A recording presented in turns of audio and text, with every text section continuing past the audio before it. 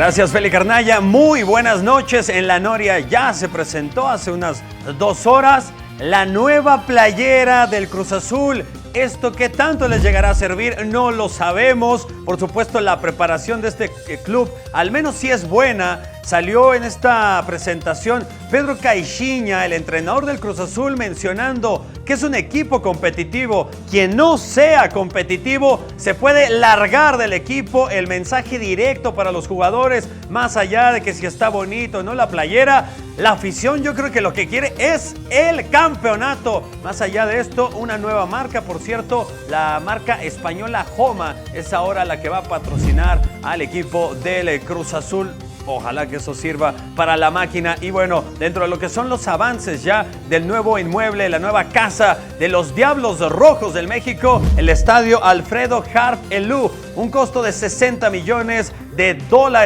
Será muy probablemente ya inaugurado entre finales de enero, principios de febrero. Al menos eso es lo que deja entrever el club. Ese techo que ven fue dañado por el sismo del 19 de septiembre del 2017. Fue reconstruido, mandado a hacer nuevamente allá en Guadalajara. Y bueno, la intención de este estadio es que tenga simule un antiguo palacio mesoamericano. Esa es la intención, al menos del arquitecto de este nuevo inmueble de los Diablos Rojos del México, que al menos el mismo Alfredo Harp Elú dijo el costo para la entrada, lo que valía la entrada entre 80, 170 pesos en el Parque Pelota Fray Nano, no cambiará, que me parece es algo bastante interesante también. Y hablando, por supuesto, del béisbol, la Liga Mexicana del Pacífico, otro circuito. Se realizaron partidos el día de ayer, los primeros de la serie, los Charros de Jalisco contra los Tomateros de Culiacán. Sergio Romo aflojaba dedos con la casa llena y Alfonso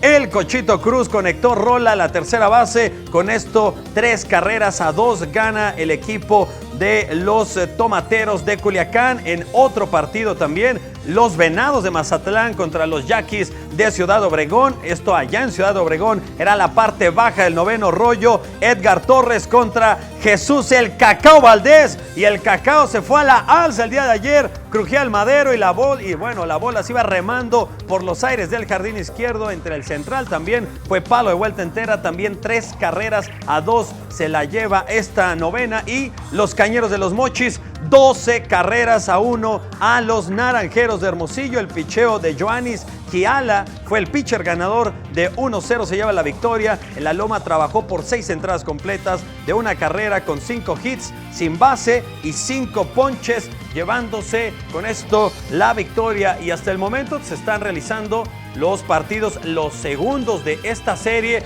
Les informo que al momento queda de la siguiente manera. Bueno, en juego se está jugando la segunda entrada entre Charros y Tomateros de Culiacán. Empatan a 2.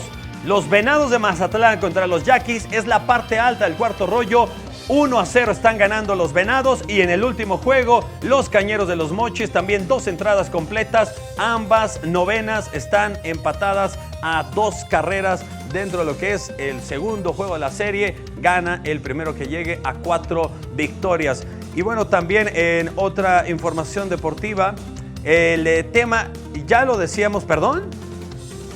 Claro, sí, de Christian Pulisic. Este tema bastante llamativo de este jugador del Borussia Dortmund que pasa de este equipo al Chelsea por la cantidad de 60 millones de euros. Ahora, el futbolista, también el mexicano, Diego Lainez, otra joya que también ha sido catalogada dentro de los mejores de la CONCACAF, porque Christian Pulisic es estadounidense. Se oferta por ahí del mexicano, el jugador del América, 11 o 12 millones de euros para el Ajax de Holanda. Si comparamos lo que va a ganar este futbolista, no llega a tener la misma cantidad de goles que Irving, el Chucky Lozano, que juega en el PSV.